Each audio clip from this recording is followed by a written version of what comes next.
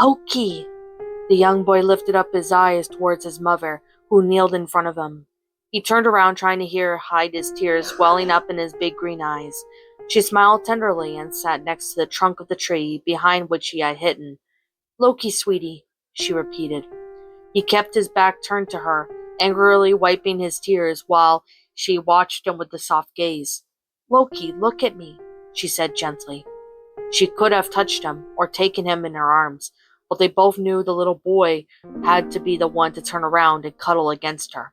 No, he hiccuped, cursing to the tears streaming down his face once again. You'll see me cry. You'll say I'm weak. Like 4 and 6, he said, and his little voice broken by his tears. And like father, he thought to himself, without voicing it out loud. I won't say you're weak. Crying doesn't make you weak, Loki, she said. It doesn't? He asked hesitantly, throwing her a glance over his shoulder. No, it doesn't. It shows that you care, that you feel and that you're alive. Tears are good, Loki, but only if you feel better. You decide to wipe them away and stand up again. He blinked, his last tears falling down his cheeks before he wiped them away. She leaned down, putting a hand over her mouth, as if something she had to tell him that no one else should hear. And do you want to know a secret? She asked in a whisper, her blue eyes gleaming.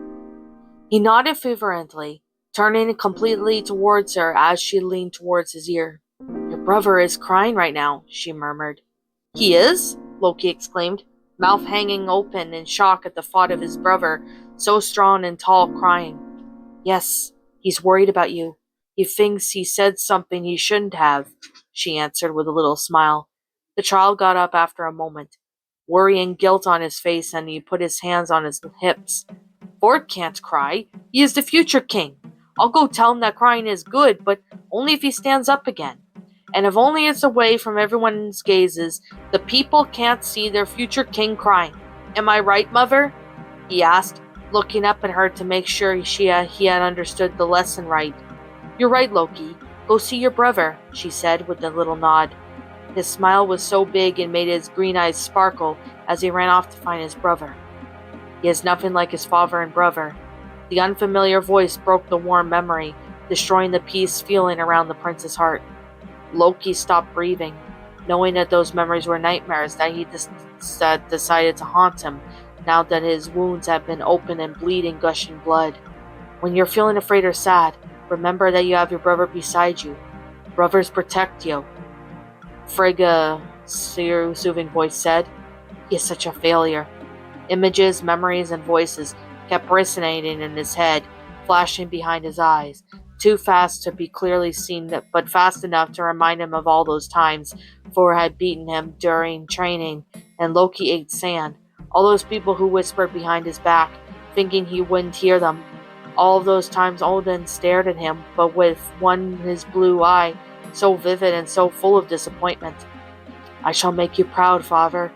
Odin's blue eyes seemed to see right into his soul, to know his deepest secrets, fears, and thoughts. It felt like a dagger ripping Loki's heart into tiny pieces. You will never be enough for your father. After all, how could you? You are nothing but deceptions and illusions. He felt his heartbeat increase at the very thought of his fiery version of Isa, created by the lame breath that opened his wound so deeply.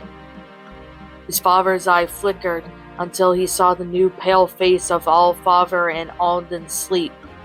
Loki wanted to step away, to turn away from those images, but he was rooted to the ground, unable to do anything but see the images that kept haunting him. When his father turned into red hair, green-eyed, diabolic version with a bad grin, lips as red as her hair, the Isa that had invaded his mind smirked, circling him like a predator focused on its prey. You will never be enough, Loki, she said, voice full of pity, but with eyes that showed that she was enjoying it all. He wanted to scream, to deny it, but he couldn't. Sobs were so containing, and the heavy tears that were rolling down his cheeks strangled his voice within his throat. Hey, Loki! His heart missed a beat, recognizing the voice. He stared at the fiery witch, her lips smiling as her voice resonated around him, calling for him. It's more interesting to know that you're the real you rather than the mask of you show us all. For a moment, even though this haunted, panicked state, he wondered why he would want to know the real him. But her voice continued to talk gently. You are so much more than that, she had whispered. Yes, the real you. Had anyone else tried to know him at all? Had anyone else ever showed any interest to who he really is? Had anyone ever told him he was worth something? The real you. Loki, you are so much more than that. Loki, wake up! The voice sounded too sweet, too soft, and too worried to be the illusion. As expected, the fiery woman flickered before disappearing in flames that blinded his vision. Loki took a deep breath, trying to let air into his lungs. He was completely blinded by his heart hammered painfully in his chest. Loki! He turned around, but he was still too blinded. He was panting heavily and holding desperately onto something. Loki, calm down!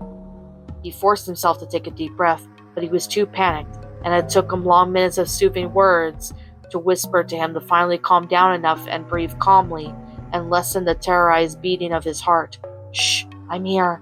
Calm down, Isa said gently, tenderly patting his forehead with a fresh, wet tissue. Loki took a deep breath, closing his eyes. He was covered in sweat and dust, and he felt feverish.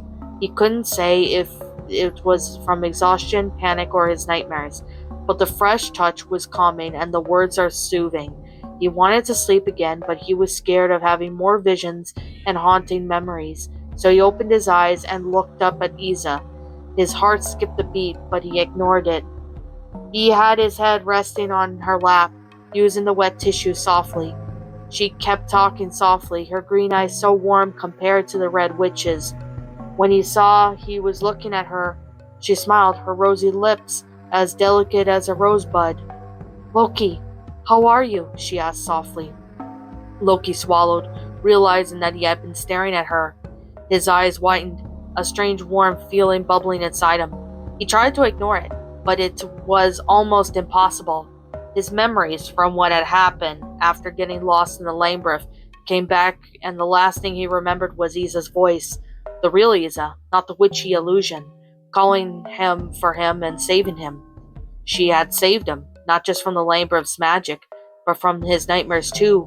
Her voice had reached him twice, but both times it had saved him from his fears and his demons. He still felt terrible and heavy, mostly because of the dark thoughts that had been encrusted into his mind. But she had been like a beacon in the night, warmth in the cold. He started, but his hoarse voice broke. Here, have some water, she said, handing him the gourd. He drank, the fresh water sliding down his throat, helping him enough to sit up.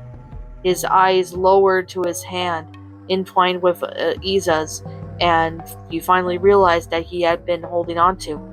Suddenly embarrassed, he held on to her so badly, Loki let go of her, glancing away hesitantly and cursing to himself for being so flushed. Since when did a mere woman disturb him? What happened? He asked. Even if he knew, he wanted to be sure. Isa's tender expression faded, replaced one of grimmer as she started to explain. We fell from the sliding passageway. When I came back to myself, I was holding on to the golden sphere, but you were gone. I looked for you for hours before hearing screams. I came rushing, and I didn't know why. You looked. The voice trailed off, and she glanced up at him hesitantly. He looked back at her, urging her to finish the sentence. She swallowed before continuing at the last. You looked dark, wild, and you were crying and screaming. I came to you, but you used your magic, then you collapsed from exhaustion, she explained quietly. Loki looked back at his scratched, dusty hands, repeating the words in his mind. Wait, I used my magic? He hesitated, frowning. Yes, as if you were attacking something. He barely remembered what had happened, but he knew he had fallen on his knees, shouting and feeling torn apart. Perhaps his feeling wasn't caused by his emotions. He must have used his center instinctively against the illusions around him. He should have done that from the beginning, instead of listening to her poisonous words. But if I used the center, you... His voice broke, and when he froze, he finally looked at her face, scratched and bruised, just like her hands and arms. Without realizing it, he leaned forward, his left hand cupping her cheek and his thumb brushing a scratch on her cheek. There was no way she could have escaped his magic if it had been exploded out of him. She had been touched as much as the illusion, but she hadn't disappeared. She had gotten injured instead. Realizing his concern, Isa smiled, waving her hands. "Don't worry, I'm fine. Just a few bruises. I'll be better soon," she exclaimed. Loki kept watching her worriedly before taking off both her hands into his. He noticed a heavy blush appearing on her cheeks as she looked down.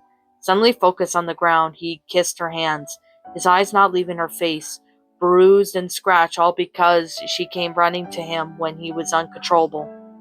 "Thank you," he murmured, his lips brushing her fingers. Isa blushed even more, her eyes widening and her pulse frantic.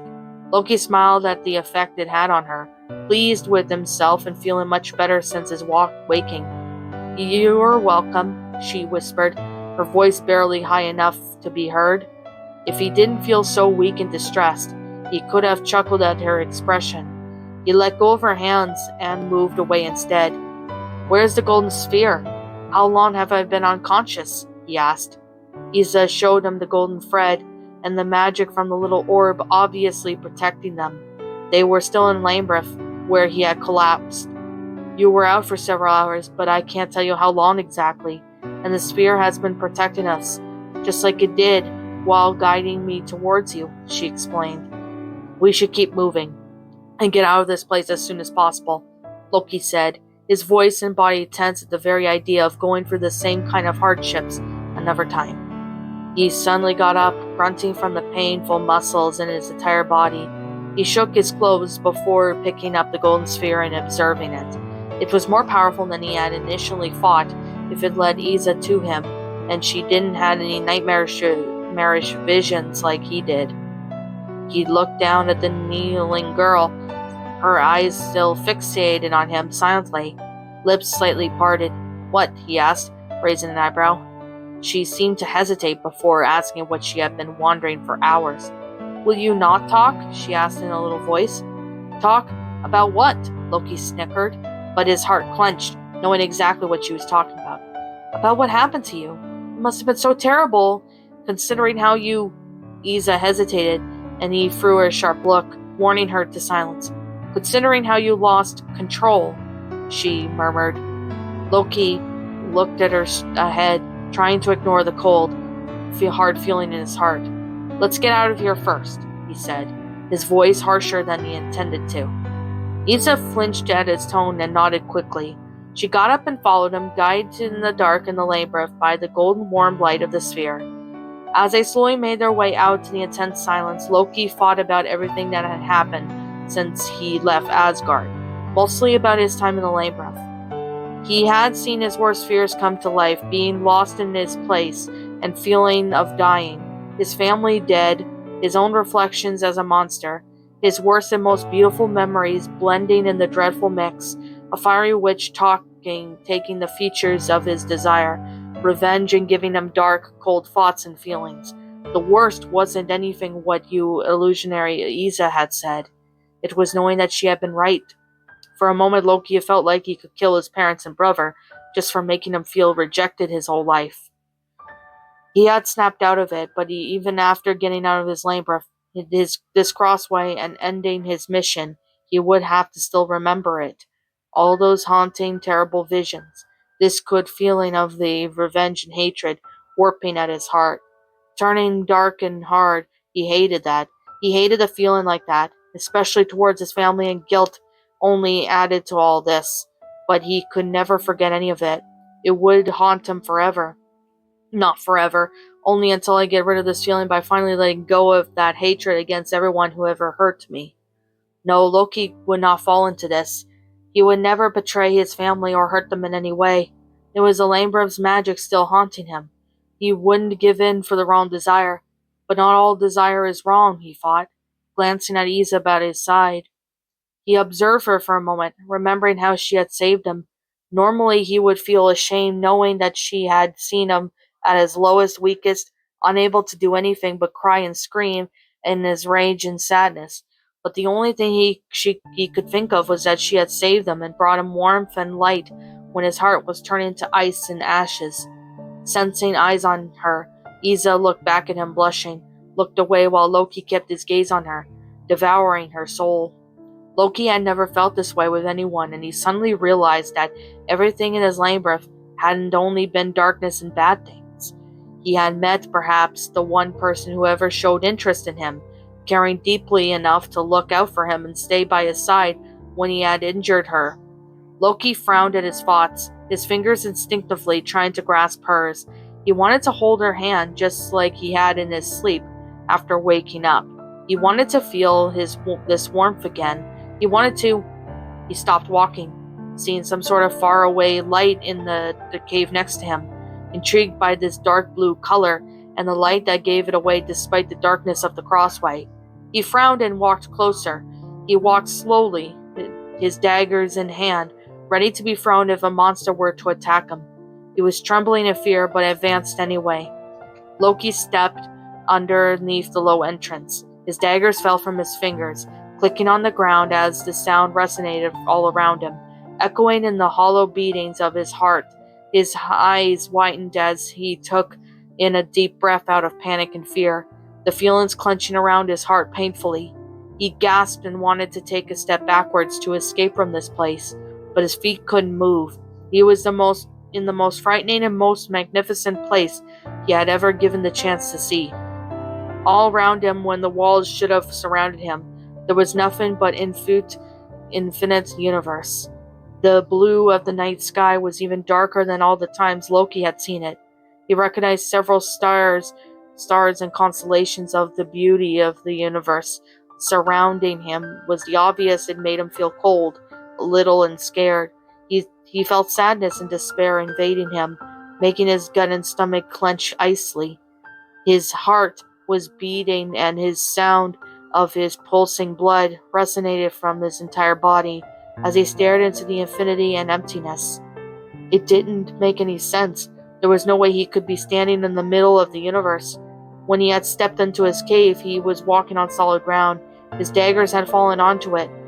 He looked down at the rocky ground for reassurance, but he saw nothing.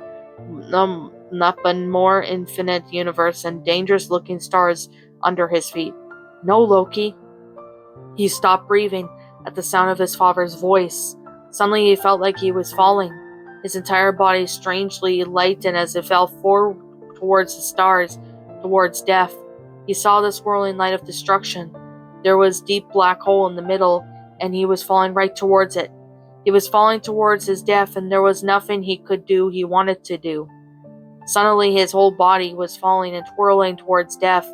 He fell for a short moment, gasped and screamed, unable to do anything.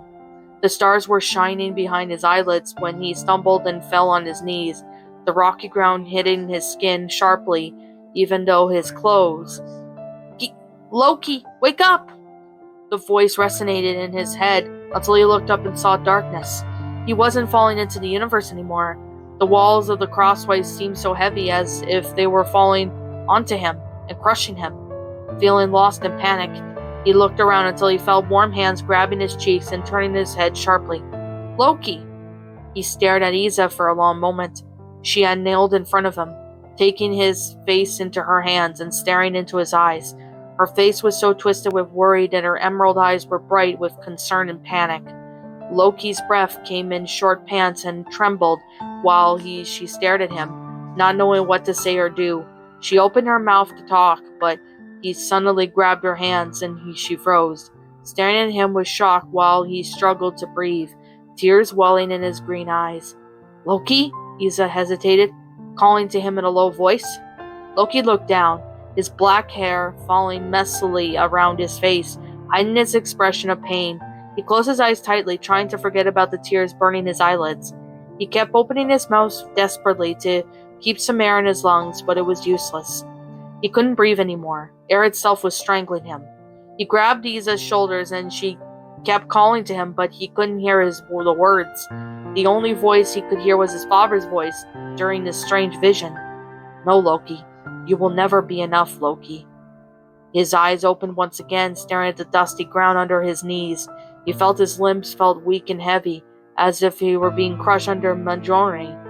His fingers let go of Isa's shoulders, and he fell forward, moaning in pain. It felt as if his heart had been ripped open and was now bleeding out. "Loki, please answer me," Isa screamed, putting his hands on his shoulders with the hope that it would comfort him in some way. "What happened?" But her voice was still far away, never reaching his ears. He was on his hands and knees, eyes wide open in fear and panic, struggling to breathe, fighting to live. He saw his own teardrops falling onto the ground under him, darkening it lightly, making it wet. Isa stared at him with wide eyes, not knowing what to do. Slowly his breathing calmed down a little, just enough for him to relax despite his madly beating heart, constantly reminding him of his fear. His arms buckled and he remained on the ground, trying to breathe and think while Isa stared at the Prince of Asgard. He was too damaged and too broken and too destroyed to be able to keep a regal face. "Loki," she murmured, leaning down to hold him, as reassuring as she could.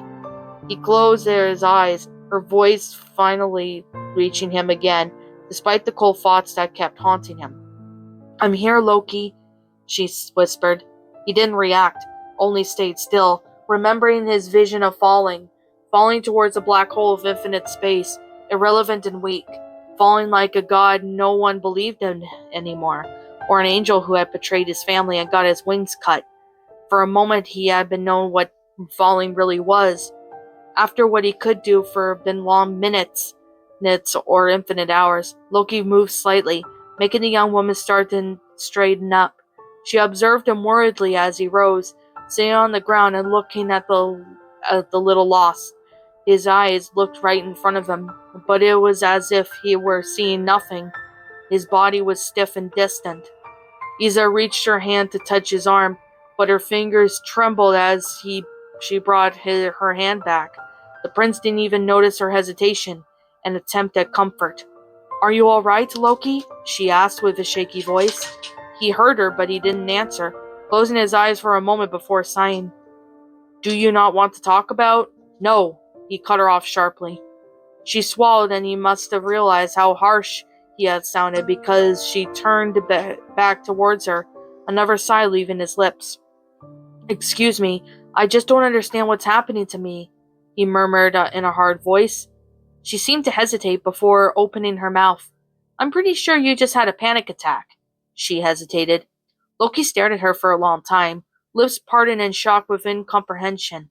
If he hadn't held back his words, he would have probably snickered and cried, "What?"